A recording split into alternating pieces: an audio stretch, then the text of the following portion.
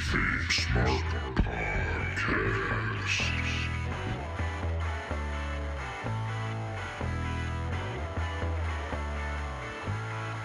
Welcome to the KayFabe Smark Podcast with Eric Todd and Brian Rampa, your smart mark source for news and opinions on the world of professional wrestling. Hey, what's going on, world? This is December 9th. We are sitting here live on a Thursday night getting ready to talk about pro wrestling. This is the KayFabe Smark Podcast. This is episode 81. 81, people.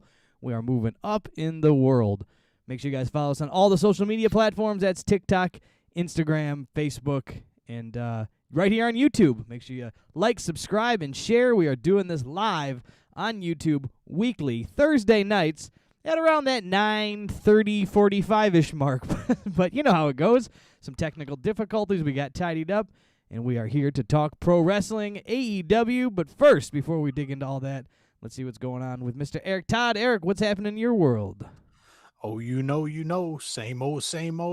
And I swear to you, Brian, these AirPod Pros are going to fucking be the death of me. 6 months ago, Apple had a recall for AirPod Pros. Take them in, get them replaced. 6 months later, same exact shit is happening with the replacements. So I had to drive them a half an hour away to a Best Buy. They take them. It's going to be another 2 weeks before I get AirPod Pros back. I told my son I'm done with these things. I'm getting some Bose wireless headphones, and he told me he would disown me if I gave up my AirPod Pros and got Bose. My wife has the Beats, not the over-the-ear ones like I'm currently wearing here if you're watching on YouTube, but like the little in-ear boys that have the little thing that go around. She loves them. They work pretty good, but I use the AirPods. I just have I have the regular ones, the originals. I don't have the Pros. So I didn't have that recall issue, but I know somebody else that did as well, and I don't think they've had a second issue. But of course, Eric Todd would have a second issue on this AirPod Pro recall situation. They're getting every bit of that $200 out of me. Work every angle they can to squeeze all them nickels out. This is the KayFabe Smark Podcast. This is episode 81. We're going to talk the little go-home show that we got before AEW's big Winter is Coming free pay-per-view. I guess they call these things special shows. Who knows? They throw so many of them at us. They're just themed shows at this point. Yeah, and this is when you expect something big to happen, though, right? We've built up towards something. Either somebody's debuting, something's changing, somebody's coming back, yada, yada, yada. But this was the go-home show. But before we talk about all that, Eric, do you have news for us? I do have some news, Brian. A few big things going on over this week, so slap that ticker and we'll get right back into it. This is the KayFabe Smark News. Eric has scoured the likes of Twitter and, wherever else he goes to get his news, all the dirt sheets. Here we go. This is the news. All right, Brian, it's a new episode of Keeping Up with the Idolios. So much shit going on with Charlotte Flair and Andrade El Idolo. I reported last week that they were no longer following each other on social media. Dun, dun, dun. Then earlier in the week, it was confirmed they are split. Charlotte Flair cut things off, and now the news, Brian, is that is all horse shit. And this fella here, Raj Giri of Wrestling Inc., I don't know. Credible I don't know source. if he's a reliable source or not, but it's the last story I found on these two morons. Raj Giri of Wrestling Inc. reports that Charlotte Flair and Andrade are, quote, are still very much together, end quote. Oh, well, yes, one of the last things that I saw was that they had officially started the split, so who knows where these two goofballs are headed these days. They're in, they're out, they're together, they're not, but that's the last rumor we've got is that they are together now? Yeah, that's the last report I have. Good old Raj Giri with the positive feedback on that. And LOL crying, laughing emoji face news. Bray Wyatt, a.k.a. Wyndham Rotunda, was hacked by a scammer on Twitter. This scammer was trying to sell PS5s on Bray Wyatt's account, reporting that he had come across a PS5 and that he was ready to sell it to one of his lucky followers if they just DM'd him and sent him $550 through Apple Pay or Zelle, and he would send him a PS5.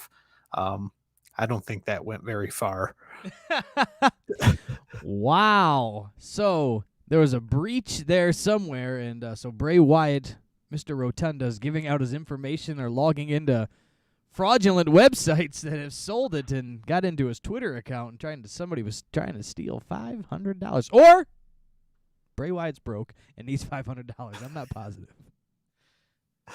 Yeah, who knows? But yeah, if that worked out and you told 200 people that you were gonna sell them a PS5 for $500, that'd be a pretty fat payday there. Yeah, if that would have hit, my God. And whoever would have guessed it, news, Jeff Hardy was recently released by the WWE. There was reports of him being at a house show in Texas, and he was very sluggish in the ring. He ended up leaving the ring and being sent home, and we believe it is back to his substance abuse issues. Jeff Hardy was offered help. He was offered to go to rehab. He declined offers by WWE. WWE responded by firing his ass. So we will see how long it's going to take for him to turn up over in AEW so that Tony Khan can fantasy book him and his brother into some weirdo crack pipe on a pole match. Now, I did read just before we went on here as I was tidying up some things and I was scrolling the internets myself that his wife had tweeted, and basically what it said is that he's doing fine, and I think it was blown out of proportion, but that was the statement of what she had released. Now, what that means, I don't know. Yeah, I don't know. I don't know how far out of proportion it could have been blown if WWE took it as far as to fire him when he was getting right back up to the top of his game there in WWE. They're teasing him getting belts and all that jazz. Maybe they, Eric, belts hold up pants. We win championships here in the WWE. Oh, that's right. Maybe he just wanted out. He's going to go hang out with his brother for a couple years before he retires, and he's like, got in the ring, and he's like, oh! Or he just said, one more Soma, one for the road, people, here we go! Just popped that boy and went out there and seen what the hell happened and got his walking papers. And maybe there's no 90-day clause if he gets let go like that. Who knows? Swantoned his ass right into a Soma coma. And Good God. In Scotty Too Hottie news, never thought we'd be saying that in 2021. Scotty Too Hottie opened up on Twitter about his no compete clause since recently asking for his release from WWE. Scotty's non-compete clause with WWE ends on December 23rd, and he has released his top 10 goals for 2022. His top 10 goals in 2022 are 1, wrestle in Mexico. 2, have fun. 3, wrestle in Japan. 4, have fun. 5, wrestle in front of his kids. 6, have fun. 7, wrestle in the UK. 8, say it with me, fans, have fun. Number 9, wrestle on national television. That's the one that got me because there's only one other company you can do that on. 2, I guess, if you count Impact, whatever channel TNA's on. And then number 10, have fun. I also commented on his post there on Facebook and said, do an interview on the KayFabe Smark podcast. I tagged it in it. Figured, what the hell, maybe it's been a long time dream of his to come on our show. I know a lot of wrestlers out there who have just been chomping at the bit to get on our show, Brian, but it's a long list, and hopefully Scotty Too Hottie can get on. We'll get him a 12-pack of Coors Light. Andrew Shad popped in the chat here, says 10-year-old Tony about to book Jeff Hardy versus Christian to live out another childhood memory. We'll get all the tables, ladders, and chairs we can find. And then our final story of the night, a feel-good story, if you will, Brian Rampa. WWE Hall of Famer Hacksaw Jim Duggan has announced on social media that he has beat cancer once again. Jim Duggan first had kidney cancer back in the 1990s, and now he revealed that cancer has been cleared from his prostate and soft tissue, all thanks to early detection. So big ups to Hacksaw there for beating cancer twice. Big ol' ho for the Hacksaw. And any other news for us? That wraps it on the news. So slap the ticker, and then we'll get into one of your crazy games you got lined up for us. That's the news. Next segment's mine. We're going to play a game. We're going to play Would You Rather after the news. So that was the news. We have lost, what's his name, Jeff Hardy to substance abuse. We didn't lose him. We lost him in the WWE. I made it sound like he died for a second. I know. Let somebody clip that. Oh, boy. Good thing the news clip ticker was playing. All right, let me square up your Would You Rather here. You got the font. Looks like you're on The Price is Right. We got to get things going here. All right, Would You Rather? 3 quick ones here. Just a little fun before we get started talking about AEW. Would you rather be a wrestler's wrestler but never be over in the business? Meaning, would you rather have all the respect of the wrestlers but never be the champion, never be the guy, but all the respect of your peers, or be the guy in the company, be the face of the company, but have all your peers look down upon you and nobody respect you? But you're making that Hulk Hogan money. You know what I would do, Brian? I would do a 5-knuckle shuffle and then a big boot and a leg drop. Fuck you, pay me. I want my money. Give me my money. Yeah, that's what I thought on that one, too. I figured you would say as well. So, anyways, we're having a little fun here. Would you rather save the Hangman's title run or save CM Punk's undefeated streak? Ooh. You know what, Brian? CM Punk will always have a place in our hearts since we got to take a picture with him in Chicago. And we've been fans of his for a long time. Adam Page, he's been around for a couple years. He's been over for a couple years. But he just hasn't grasped me yet. So I'm going with CM Punk all the way. Save that undefeated streak. Saving the undefeated streak. And the last one here, would you rather be able to only watch current... Just from Hall of Famers. There you go. Eric Todd is going to watch wrestling from today back. And to be honest with you, I knew all the answers you were going to give me. Because, well, my friend, I know you that well. That's a little game of Would You Rather. 3 quick questions. Break the ice. Have some fun before we talk about Winter is Coming. Or the go-home show to Winter is Coming. I'm sorry. And, Eric, you want to lead us through this dance? I got my notes pulled up. You got your notes pulled up? I got my notes pulled up right here. So first things first, we are in Long Island, New York. That is Johnny Hungy's hometown. That is MJF's hometown. And first thing we hear is MJF's music, but it's not MJF that comes out. It is none other than CM Punk to an entire arena full of booze. Yeah, CM Punk coming out to the booze. He really worked the angle in this very well. This was... Sorry, when I mentioned an arena full of booze, looks like Jeff Hardy popped into the chat. Sorry, Jeff. Slow your roll. Not that kind of booze, my friend. All right. We're going to get famous one way or another.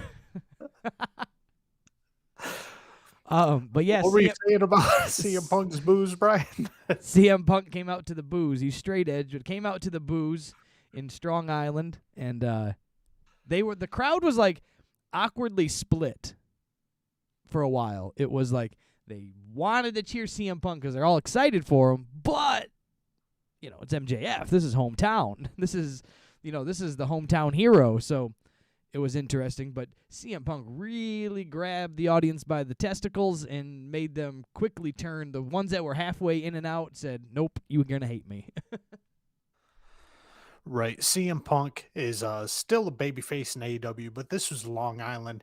He had to take do a little vacation in Heel Town here and go after the crowd there in Long Island.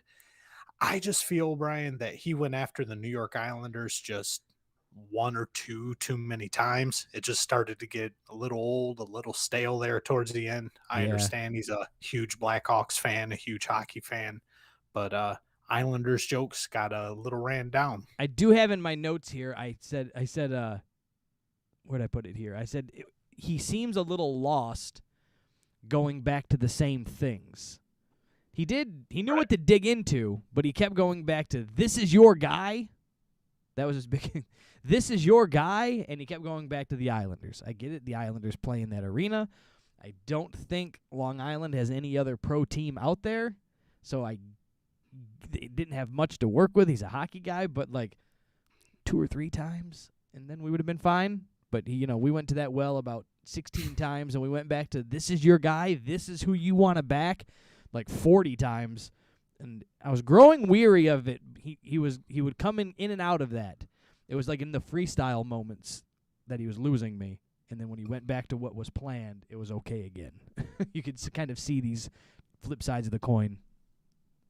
Yeah, pretty much I got CM Punk takes a stab at the Islanders, and then CM Punk berates the crowd for following MJF, and for the rest of the segment, it was Control V, Control V, Control V, Control V.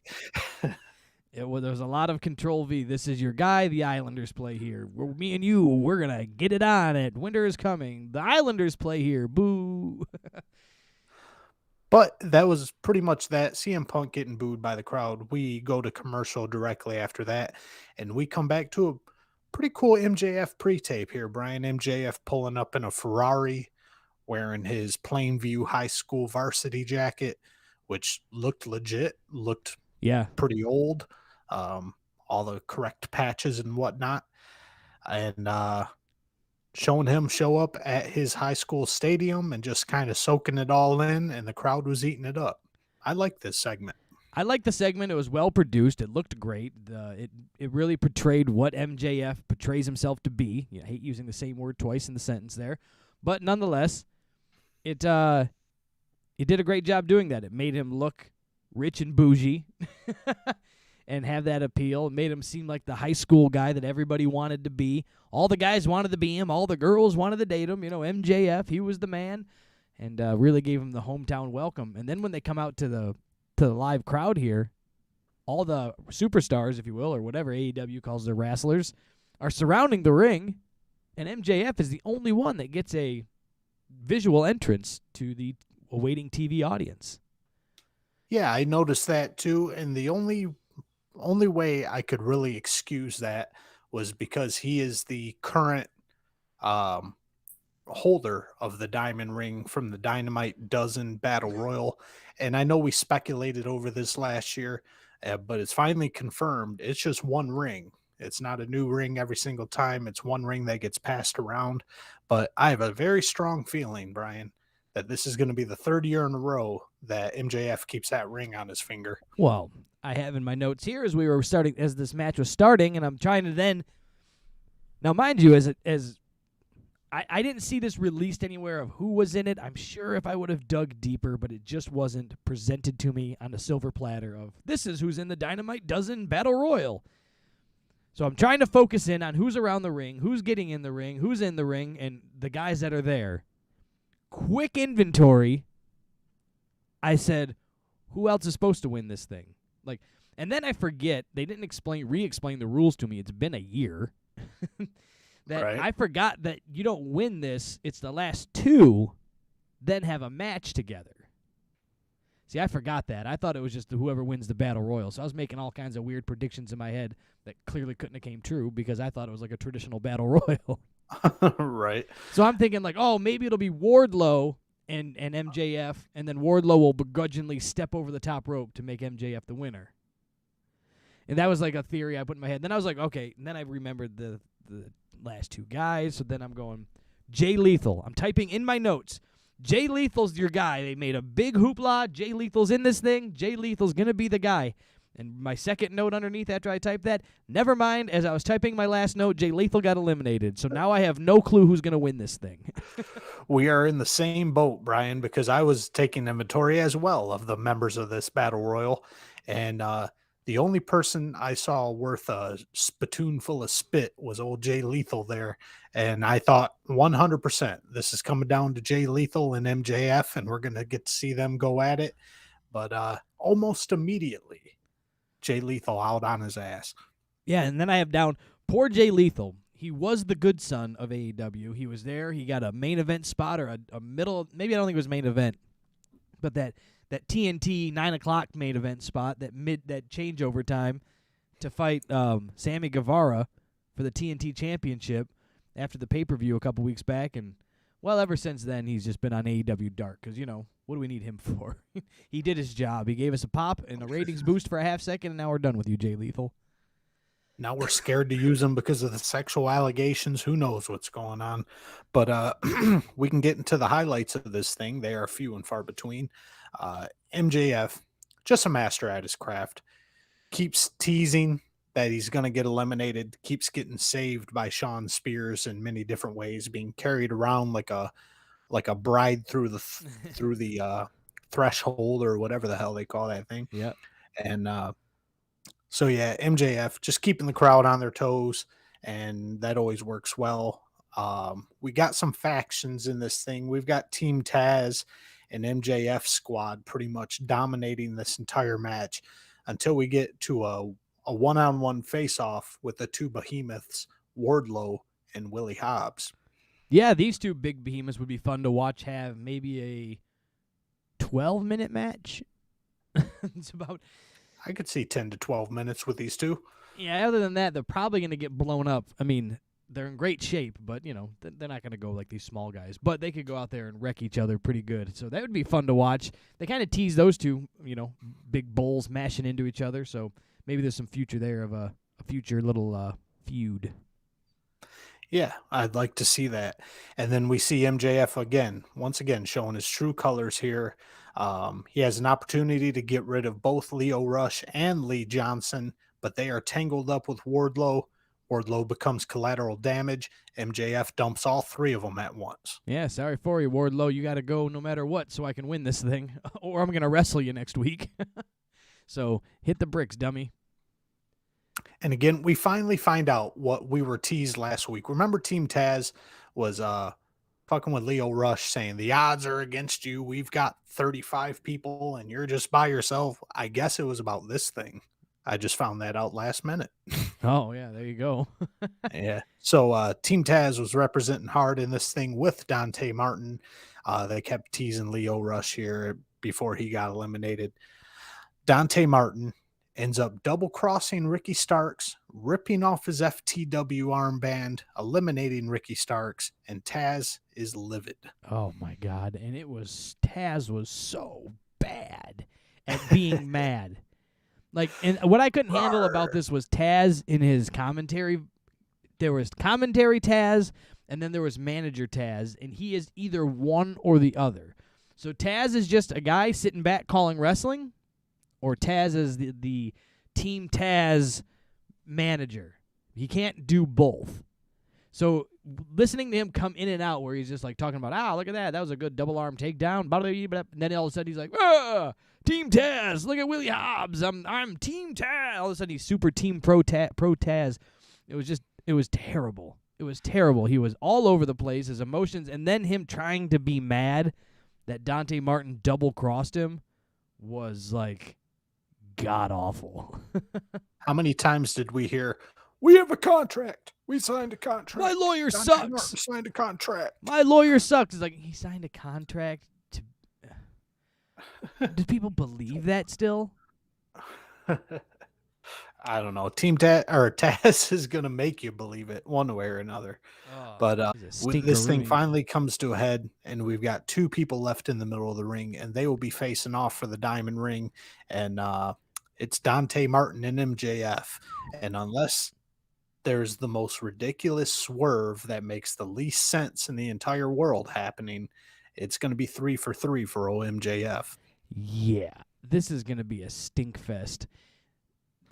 this is the guy that they chose to draw in your big ratings, to keep your numbers growing, to, like, come on, guys. There's a whole locker room full of people back there that we could have threw into this thing to get. But this is supposed to be a pay-per-view-esque type show. Dante Martin is not your guy. This is Tony Khan showing his immaturity and fanboyism here. Dante Martin has been on a pretty big rise. The fans love him. Sure. He's been getting over like crazy. But to me and to any real wrestling fan, I see Dante Martin as a flash in the pan. Once you get over and you get to the top, you got to keep yourself there. And Dante Martin will not be able to keep himself there. He has the promo skills of a fucking pile of moss on a rock. I was just gonna say he's got the talking skills. You couldn't talk his way out of a wet paper sack. I mean, this thing, he's a puppet. He just stands there. This is what I do. Somebody else will talk for me. Like, the guy's got to get relaxed and be a character. I don't know what he sounds like. I don't know his attitude on things. I don't know his stance on things. Why do I care about him? Because he can do a backflip? Who gives a shit? Tony Khan just seeing that he's over and just like jumping the gun, pushing him to the moon, and it's going to be a big mistake. The smartest thing they could do is just have MJF not necessarily bury him, but kind of get over him really quick and move on from this thing, move on to the next obstacle here. After this, Starks took it personally that Dante double-crossed him, starts putting the boots to old Dante here. MJF runs up to the ring for a face-to-face with Ricky Starks, and just typical MJF once again, they both start beating up Dante Martin. CM Punk runs in. MJF, chicken shit heel, scurries off, and CM Punk is a GTS on Starks, and it's a wrap on this. Yeah, I did like the little mini story that was told there after they won. MJF shakes his hand, shakes Dante Martin, him, pronouns pal, it shakes Dante Martin's hand, raises his hand, points at him, does the thing, and walks away. And then when he's getting beat up, he's like, should I go? Should I not go? Should I go? Should I not go? And then finally he went and then still beat him up. So it was like this whole, like, I'm a good guy. It's my hometown. Hey, look at MJF in Long Island. Okay, I'll save him. No, I won't. Fuck you, Jack. So there was like that little like good versus evil thing happening that was, and MJF can tell that story very well and with just facial expressions. it's a right. MJF is going to be a top guy, 100%. Still only in his mid-20s. He's got a long way to improve. He's already a master. Yeah. And he's got plenty of years to make it even better. So, yeah, he's going to be polished very soon, I think. Yeah, this thing was, and then they lead us up to that. So that's your big first match that we find out about for Winter is Coming is Dante Martin, and it's Dante Martin, right? And, Dante Martin and MJF. MJF. Make sure I had the last name right. Yes, Dante Martin, MJF. There you go. There you go. We'll move on, I guess. Next, Brian, we've got the AEW Especial right here. We've got Jungle Boy and Dushasaurus alongside the Varsity Blondes.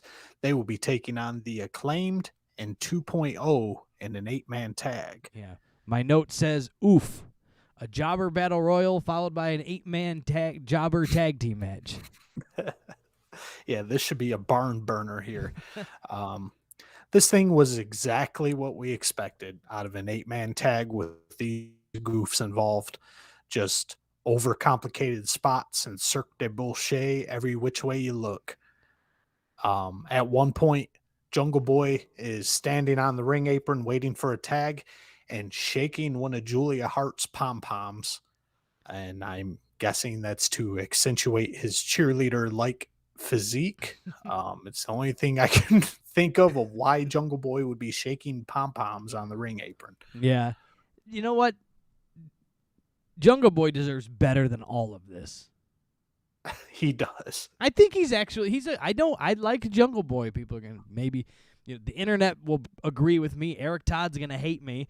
But I think Jungle Boy's good, and He deserves better than this. It's not letting him shine. It's putting him in just some goofy stuff. He needs to go out and just be a character.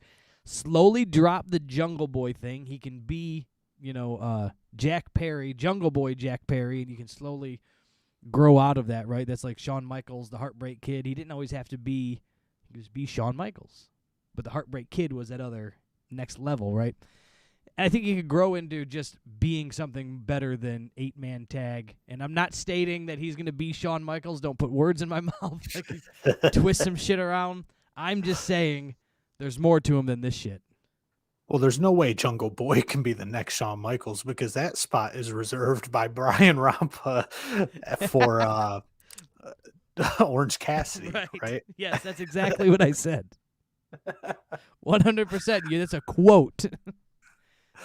Another guy that's over for absolutely no reason here, Awkward Saurus gets a hot tag, and the crowd just erupts for old Dushasaurus here, getting the hot tag. He's clearing the ring, kicking everybody, getting his foot stuck on the top rope. I'm so tired of Luchasaurus, Brian. I think the crowd loves him so much because he is a dinosaur. I don't want to say that. He's just like, he's a sight. He's a big, giant guy, and he can kind of move like a luchador for a big guy. So it'd be what the size that he is and what he can do isn't something that you see all the time. So he is a sight, but they push the he's dinosaur. An attraction, right? He's got that attraction type vibe to him. So I think that's what the people are digging in on. We see him so much that it's not an attraction anymore. Right. And they don't separate that he's not really a dinosaur. They really play it up. Yeah, like they don't even break the kayfabe on it, where they're like, oh, he moves pretty good for being 65 billion years old. And you're like, it's a rubber mask. Somebody cut the horns off of it a few months back. We saw it. Like, let it He go. grew them back. They're like an iguana's tail. Yeah. So it's just other than that, if they made him attraction, I think he could be the attraction they want him to be. But I see him too much, so I don't really care. Every week, he's going to be there. And my apologies to the audience here. Stella, the resident 93-pound pit bull, is sawing the biggest logs. Can barely hear. No big deal. Let Stella sleep. I got the noise canceling headphones on, and I can hear it. So I thought you guys were picking up on it, but she's killing it over there. Speaking of attractions, Eddie Kingston makes an appearance in his DMX tank top here, and he comes in solely to stop Jerry Garcia from interfering in this match. And it was just good to see Eddie Kingston.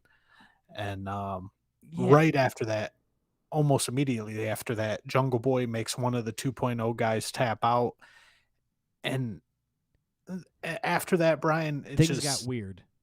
Very weird, very awkward. So Eddie Kingston grabs and pulls the cameraman to the back, like in a hurry, right? They're following him down behind the ramp through not up the ramp, but on that in-between ramp and the floor and that barricade there. Zip back that way, go through the curtain. He's screaming at the camera, assuming he's cutting a promo. Eddie Kingston But there's style. no audio. The audio is failing miserably. Then Ortiz comes out of nowhere, and he's telling him to calm down. But you can't hear what he's saying. You assume he's telling him to calm down the way that he's reacting.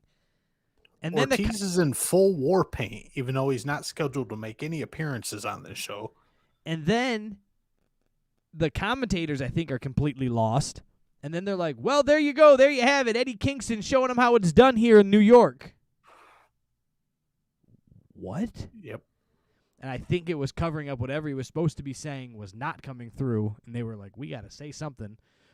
Because, again, that's production. AEW has like a flow chart for production. They don't know how to call an audible. So they go, okay, next scene. Eddie Kingston drags cameraman to the back, cuts promo, and then and then we go from there. And then the production's going, we can't hear him. They're going, I know, but this is it. This is we don't do the next thing until 3 more minutes. So we just sit here and wait. And you're going, cut to something else. Go to a tape. It almost was like Ortiz is going, dog, it ain't taping. Like, get out. They sent me in here to get you. And I have no idea what that was about. It was strange and clearly didn't fit. Something went wrong. Something went very wrong. You couldn't hear a word coming out of him being Eddie Kingston or Ortiz's mouth. And they're kind of just back there awkwardly until 2.0 can come in and kick their asses. Oh, yeah, I forgot about that, too. Then they said that part, too, I believe they sent them in to Like just to end it, I guess. end it and wrap it up. Start going in there and, like, while you're punching them, going, they can't hear nothing. We got to get out of this thing. Cause a melee so they can cut. Yeah, it took them way too long to get out of it, but thankfully they did. We end up backstage with FTR and Tully Blanchard. According to FTR, the Lucha Brothers have never beat them. And even when they did, it was a fluke because the illegal man was in the ring. And the meat and potatoes of this promo is FTR plans on winning the tag team championships at Rampage this Friday night, tomorrow night.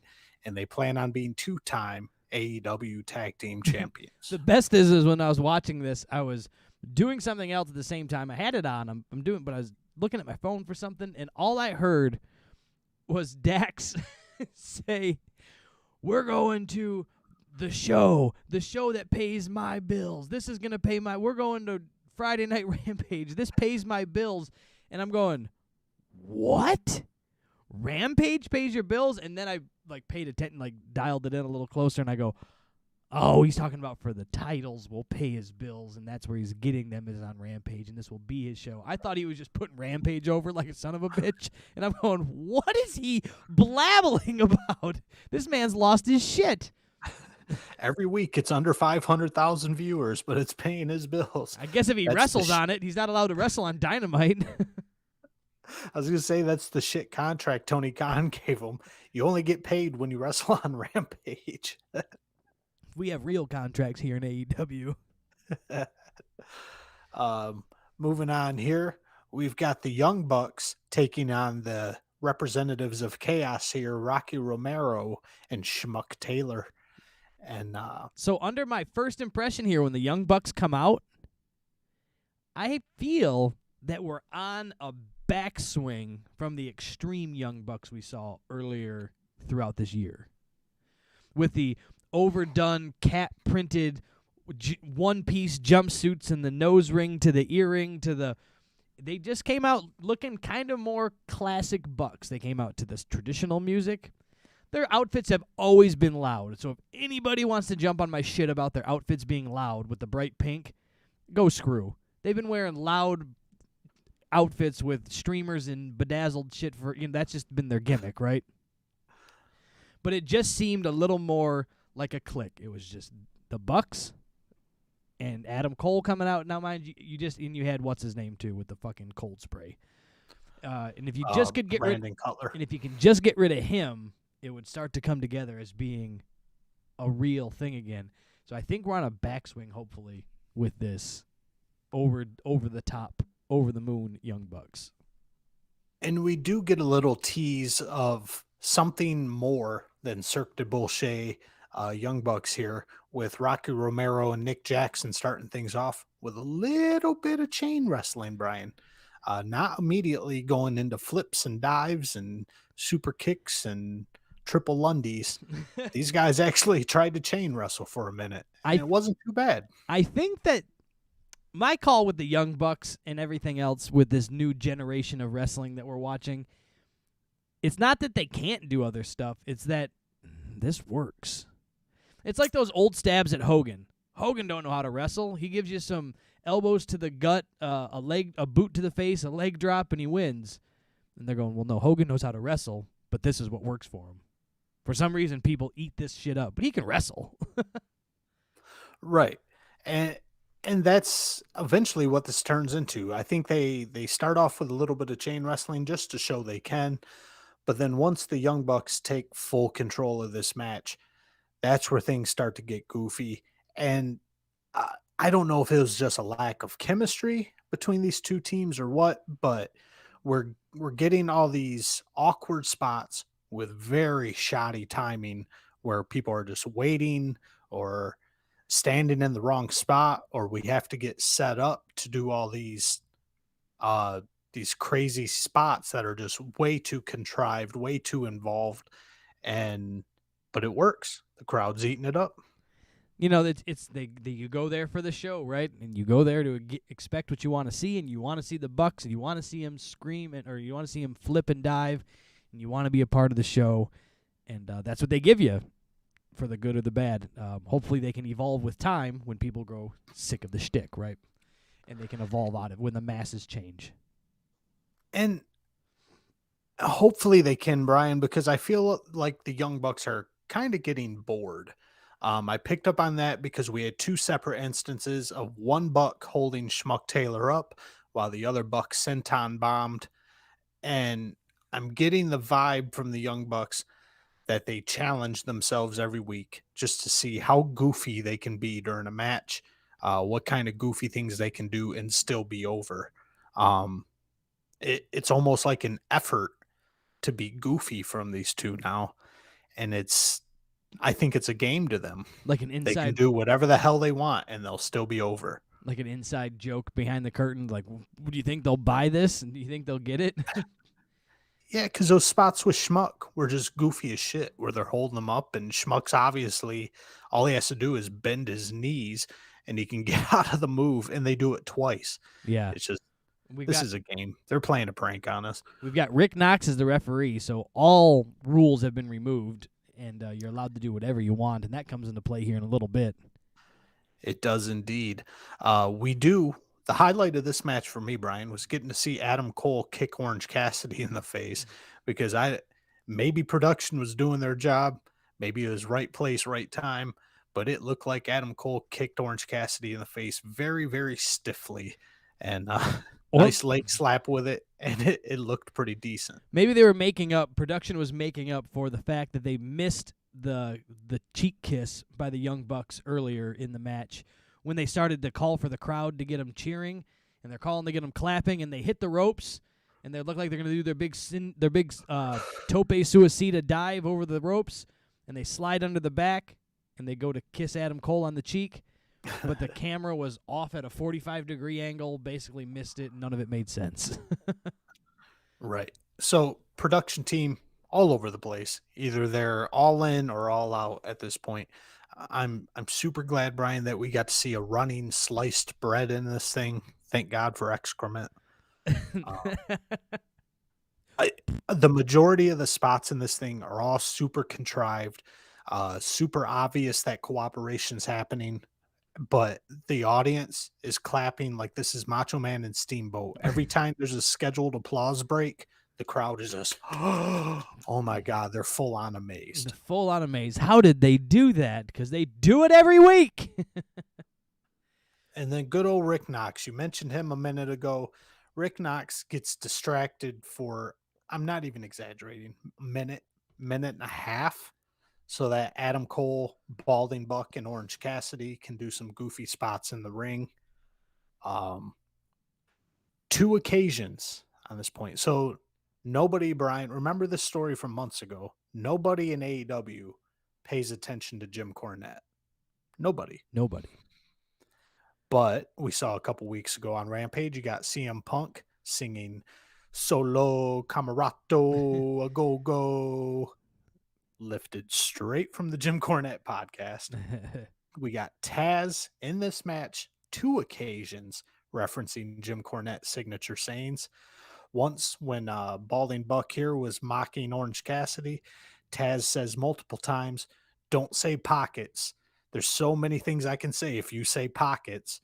Oh, that's Jim Cornette. I didn't get it. Oh, Cornette calls Cassidy pockets. It's his name. Gotcha. Yeah, because Balding Buck stuck his hands down the front of his pants and like kind of confronted Orange Cassidy, and it was a really awkward moment. I didn't know why he was grabbing his balls and looking at Orange Cassidy, but it was very awkward. Yeah, but then they said he doesn't have pockets, and then it was, "Don't say he has pockets." So many jokes, and I didn't get it. I missed the joke. Don't say pockets. Don't say pockets. And Taz he repeats his jokes so that the insiders can catch on. The second instance, you got Brandon Cutler accidentally spraying one of the Bucks in the face with cold spray for an awkwardly long time. And Taz says it twice. Cutlet messed up. Cutlet messed Oh. up. The second time he emphasizes Cutlet messed up. Trying to get over with Jimmy Cornette. Oh, Jimmy Cornette calls him Brandon Cutlet. That's his thing. So obviously Taz is tuning in to the Jim Cornette podcast here. Yeah, at least he's catching some highlights. This cold spray gimmick can hit the bricks 6 months ago. Every instance of it, whether it's trying to cool down one of his teammates, whether it's a distraction to Gone wrong.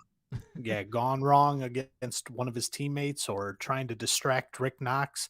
Cold spray, get the fuck out of here. It's not even like heel annoying. It's just annoying as shit. Well, that, and it's blatantly obvious to me. So it's not that the hey, it's annoying. It's like, and here it comes. Yep, there it is.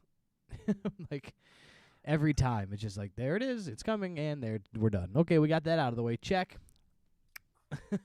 Cold spray And to done. me, just Brandon Cutler in general can hit the bricks. He is just the lamest sidekick I've ever seen in my life. But we'll catch heat on that one if any of the Reddit fanboys listen to this, because on Reddit, they adore Brandon Cutler because he does all the work for BTE, the YouTube show, and he does all the editing, and he works so hard. And he just does his job for the Young Bucks and blah, blah, blah. And it's like, he sucks. So do your job. Why do you get to be on TV? Be better. It doesn't matter. There's some instances where no matter how hard you work, if you suck at your job, you suck at your job. That's all it comes down to. Bottom line, hit the bricks. You don't deserve to be on TV. We get some more goofy spots before the Bucks win with the Meltzer driver back, and the commentators are back to calling it the Meltzer driver. Didn't they change it at one point? They were calling it the Indie Taker for a minute. Well, it's back to the Meltzer driver. And then we get a babyface beatdown, focusing mainly on Orange Cassidy here. And then beep, beep. It's Brian's favorite time of the show. What pulls through the arena, Brian? Oh, I said the fucking van. Eric's head is going to explode. None other than, well, hold on. They're back to using his last name again. Trent. I keep on to say Resner. Beretta. Yes, it is Sue Beretta. Sue Beretta in her white minivan dropping off her son Trent after taking God knows how much time off. And Trent Beretta is back. He beats up all the heels by himself. He cut off all his hair, and the crowd is losing their mind. He looks like $1 million. Like, he leaned out. He changed his look 100%. He looks great. I thought this was a perfect spot for him to come in and flip the script, though, and be a heel. Not join the Bucks. Just come in and almost save his team, and then shit on his team. Right, for letting that idiot, what's that idiot's name that took his place, basically? Oh, yeah, the idiot. Fuck, I forget his name. He's an idiot. The jobber guy. But, yeah, get mad at that.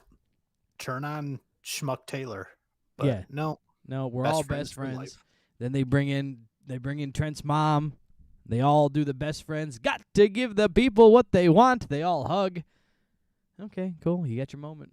What's that worth? Oh, don't forget Chris Statlander. She was involved too. Oh yeah, she brought the mom out. She hung out with mom until they won and beat up the bad guys. Where do you go with this though? Remove your hatred for the best friends and whatever else. Just take it away and say, what are we going to do with this? We have a whiteboard in front of us. We're going to take notes. How do we make this worth watching now? What's the next step with these guys? Just wait and have them fight another random tag team? Where do you go? I have no idea. Okay, now look at the other side of it. He comes in and he beats up his friends. Now where do you go? Exactly. There's a million different directions. Because who's everybody that's been hanging out with the best friends, right? You've got Orange Cassidy. You've got Schmuck Taylor. You've got Wheeler Yuta. The guy that took his spot. You've got Rocky Romero in the mix now, right? You got 4 or 5 guys. You could bring a chick in and she can wrestle and take on Statlander. There's all these pieces that you can move around for a mid-card spot. Like, at least you guys are going to get TV time. work yourself into an angle, but nope, come back, go right back to what we were doing. Nothing's changed. Yep. Right back into the swing of things. And again, Tony Khan just counting on them being over. Just like normal. All of them raise their hands. They go in for the hug with Trent back finally, right? Excalibur yells, "You got to give the people what you want." And, kick to the fucking gut and right to Schmuck Taylor. And it's a wrap, Jack. He's turned on his buddy. That's a barbershop window moment. You can start to make some history. The best friends are best friends for life, but I don't know. I don't know if Trent is in that fucking group from Japan. Hell if I know. And you can't break them up. Chaos. I don't know what's going on with this thing, but it's going to be lame. Yeah. So I can guarantee that. Yeah. So anyways, I thought there was a lot more that you could go this way. And then you can always go back. I'm sorry, take me back. You got to give the people what they want. They reunite in a year. It's wonderful. You could repeat that every year. And they'll eat it up. And forever. You could repeat it, but you're just going to keep them together. Okay? No, people like what they like. We stay in our lane. That's what we do.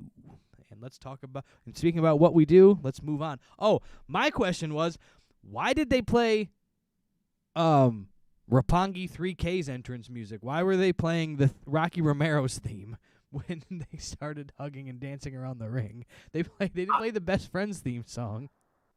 I guess, I don't know what I thought was going on. I guess Trent Acid here and Wheeler Yuta were a tag team once, and I assumed that was their theme song. Fuck if I know. Yeah, anyways, it was just very random. It was like, wow, they hit the wrong music. I just had that note down there. It's like, why the hell are they playing this theme song? And then, Brian, we get into what AEW does best. Interviews that immediately get interrupted. Starting first with Alex Marvez with Ruby Soho. She doesn't even get one word out of her big painted lips before the Bunny and Penelope Ford interrupt her. I guess Friday, the Bunny, Penelope Ford, and Nyla Rose are going to be taking on Ruby Soho, Tay Conti, and Anna Jay. Well, we hadn't known this yet. They didn't know who was going to be there. Because is it Ruby? Two of her friends. Two of her friends, and does Ruby Soho have friends? Ruby Soho, it's more like Ruby Solo. Oh my God! And then who comes out from behind the camera because you don't see her coming? The fucking 6'3", 300 pounds, fucking behemoth of a bitch, Nyla Rose. And I can say bitch because she punched Ruby Soho in the face and said, "Surprise, bitch! Surprise, bitch!" I got it in my notes over here. How'd you not see her coming? She ran directly at you. She's fucking 300 pounds. I can see my kid coming straight at Wonder me. Woman. Like, I can see my 8-year-old daughter running at me from over my camera right now. You couldn't see her. Why doesn't AEW ever go for the side surprise? I don't fucking know, but somebody who's the size of Mark Henry running out dressed like Princess Leia, how you can't see him? Ruby Soho could have been turned around in the other direction and she would have caught her in her peripherals. It's goddamn ridiculous. He said Mark Henry dressed up.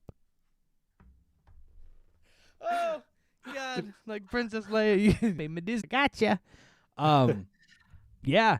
And then he says that he gets his title shot for the TNT Championship on Christmas.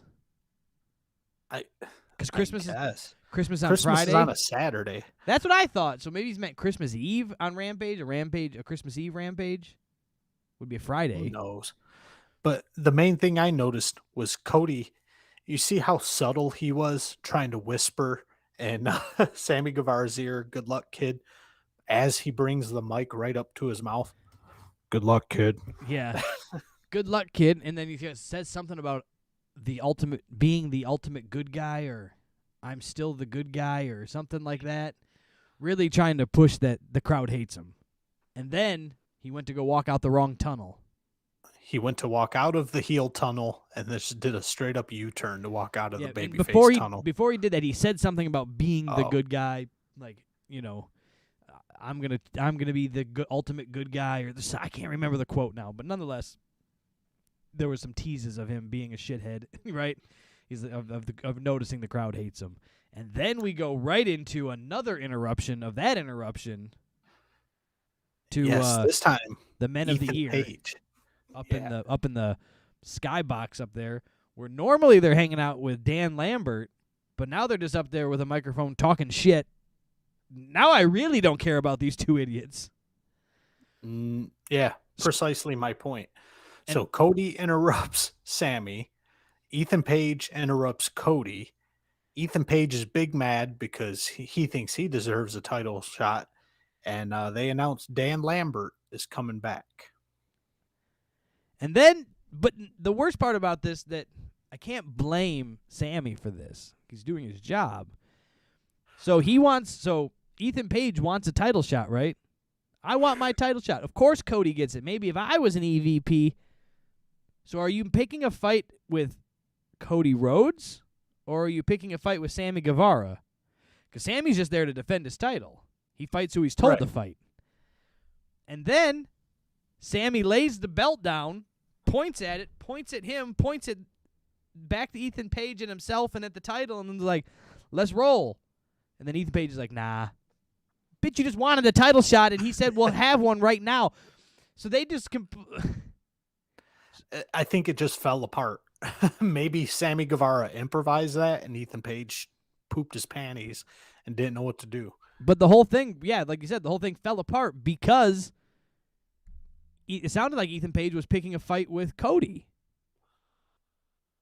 Because he was going, why does Cody get... I thought his ultimate goal is to get the TNT belt. So he should have attacked... He didn't attack Sammy in the way that he should have. If he had, like, as stupid as this little promo was, we've spent so much time on it, he should have been like, Sammy, you gave it to the wrong guy, give it to me. But he just attacks Cody, so it's like, who are you mad at? And then why didn't you take the title shot tonight, right here? He offered it to you. But anyways, we move on. That whole thing was a big... Nobody knows who's mad at anybody. They're all... Sammy Guevara's ready to fight anybody who looks at him. That's all I got out of it. Yeah, he's a champion's champion. He's a pillar. Moving on from that to the next barn burner of the night. Here we've got Jamie Hayter taking on the likes of Riho. And I tried my best to watch this match, Brian. But this was just basic women's wrestling garbage. I watched it. I didn't take one note on it because it just didn't matter. I mean, all I have here, it was way too long of a match just to be a basic girls match. It was strong girl heel versus tiny, speedy babyface. And then That's all it was. They didn't work in any angle where I thought they would of this loose dissension in the ranks of Britt Baker and Jamie Hayter. We've had the little bits where they've been kind of off with each other. Would have been a good way to work in some spots where Britt goes to, quote, help Jamie, but then hinders Jamie. You know, something, you know, where I'm going with this. Like they could have worked something. They didn't. They just kind of worked like a well-oiled machine as a team out there, didn't they? Like, yeah. The only thing, Britt Baker just being the bossy bitch that she is and telling Jamie Hayter, get in there and kick her ass. Yeah, that's anything any manager would do at that point. Yeah, Riho did go for a cross body off the turnbuckle there to the outside, and either Jamie Hayter was supposed to catch her, Jamie Hayter was supposed to take the bump and lay down. All three of them were supposed to be there to do a catch me spot, but Riho just bounced off of Jamie Hayter like a sack of shit off of a brick wall. Then Jamie Hayter picked her up, threw her against the ring post, and called it a day. And Taz likes to point out, Taz likes to break kayfabe and go, there's a corner on that ring post there that actually hurt. Yeah, he's like, well, our ring posts are square. Those have corners. That really hurts. Like, well, I thought a round one would hurt too, but yeah, okay, you're right. Riho ends up winning with a running knee strike that Excalibur made up a fake name for. And the Taja the Taj Mahal knee strike. we get a Serena Deeb and Sheeta promo because That's necessary. we still knew that thing was going on. I forgot Serena Deeb was still a wrestler. I thought she'd be in a retirement home by now. But I didn't know these two were still feuding, but apparently they are. So good thing we got a video package. Fill us in. In other things AEW does, we got an interview being immediately interrupted, Brian. We've got Tony Schiavone with the Varsity Blondes and Julia Hart. This was Like, what was this? mind-numbing. Mind-numbing. The lights go out. The lights come on. Malachi Black is there. He takes off his mask, spits black mist in Julia Hart's face. She screams like She was stabbed in the stomach. she screams like she was gutted in the middle of a field. The lights go back out and Malachi Black is gone. And nobody helps Julia Hart. Brian Pillman Jr. just sits there screaming, why? Never lays her down, never tries to get a bottle of water from commentary, never spits on her, pisses in her eyeballs. He doesn't do shit. He just sits there and cries like she's dead. I mean, I really liked her. There's nothing more I can do for the young lady, and she is now gone. The reason, so there's several things wrong with this, and we can unpack this for a half a second. One, Sure thing. why were they going to interview the Hollywood Blondes or the Varsity Blondes? Do we know? No, Okay. I don't have any reason because they haven't been on national TV in months. Why, and out of any reason, did we see Malachi Black go to interrupt said interview? And why? He is a single star who's on a main event status, and these two are a mid-card tag team. And no reason to interact. Why did he spit the mist in Julia Hart's face and not one of the men that he would beat up? Right? Why did any of this happen? None of it made sense. Step by step, none of it made sense. Yeah. So let's just take this back and start from the beginning of this show. We're going to have from the Battle Royal, MJF taking on Dante Martin. Starting last week from the commentary position, we have now and from this week we have a loose feud starting. It's going to happen, right? Of Orange Cassidy and Adam Cole. Okay, so that's we're building that up. Ooh. Now we have Malachi Black spitting in the face and taking on the Varsity Blondes. Like, do we think we could rotate everybody one step to the left? Meaning, all the jobbers, please sit down. How about we have MJF fight Adam Cole? How about you have Malachi Black take on... well, you know what I'm saying? Like, we have all these other angles that everybody else can work with here. What are we doing? Why are we having them work with the jobber guys, especially leading into your Winter is Coming faux per-view? It's almost as if there's just a big top hat in the back with names in it, and everybody draws a name, and this is who you're feuding with now. Make it work. It was just mind-numbing. It just made my head hurt. It was like they had 4 minutes to fill, and they didn't know what to do. So they just had this, like, Malachi Black come out. What did these guys do? Are they there for a pre-tape? Are they going to tape Rampage following this? Because you had Ortiz in the back with his face painted. You've got Malachi Black wandering around with half his face painted, wearing a deer's head, in full costume regalia to spit black mist in Julia Hart's face for 3 seconds. Like, oh, cool. Well, I wouldn't have came to work. No, I'm not doing that. So, like, they have to be pre-taping something, but it just doesn't make sense what they're doing. That whole thing was mind-numbing, and these guys that they have fighting, the matches that they're building up need to be the opposite. They need to have them fight main roster guys, not come-up guys. They can do that on Dynamite, but don't do it for your big shows. I don't know. I don't get it. The thing that sticks with me the most is the Julia Hart thing.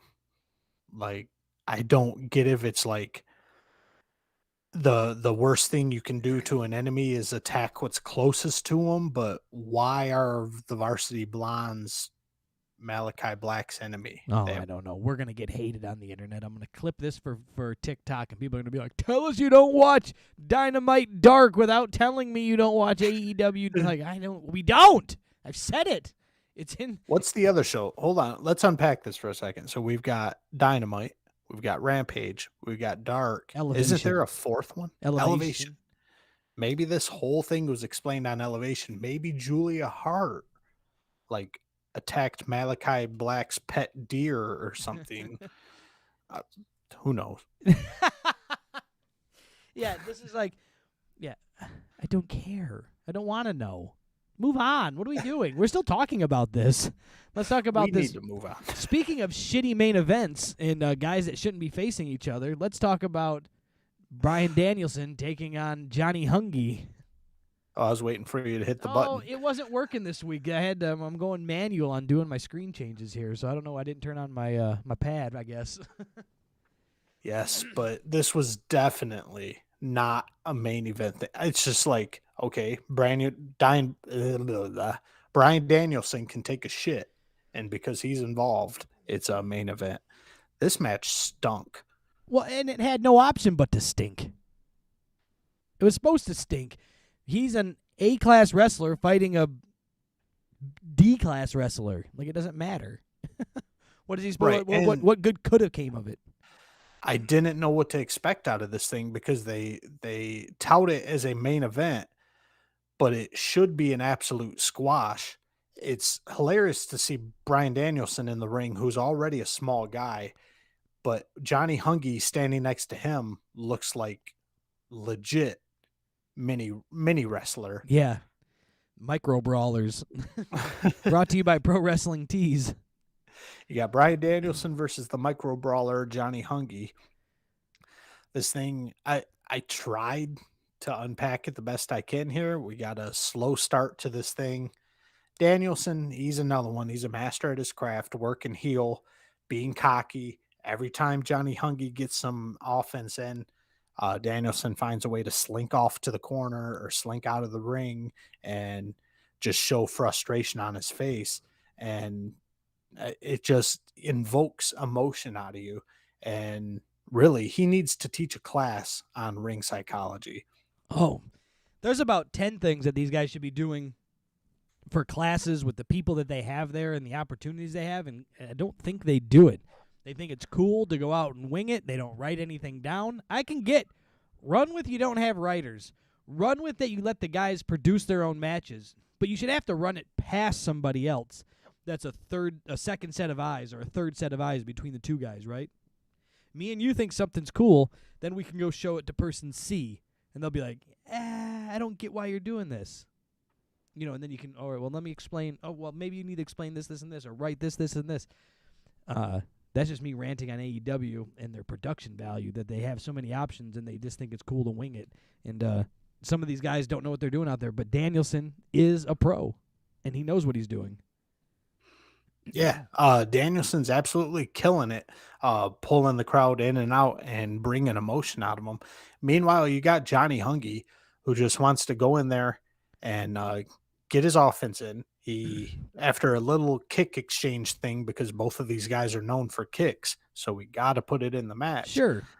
Hungy gets a little bit of a comeback. He gets a heel hook in, and all of a sudden, Hungy's the man. Danielson kicking him in the face. Hungy's no selling and blah, like showing his monster face that he is so tough.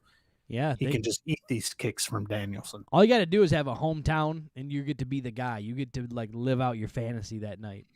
You're like, hey, this is Long Island. I'm from Long Island, and they're like, well, I'll give you a main event, right? And then that's what he gets.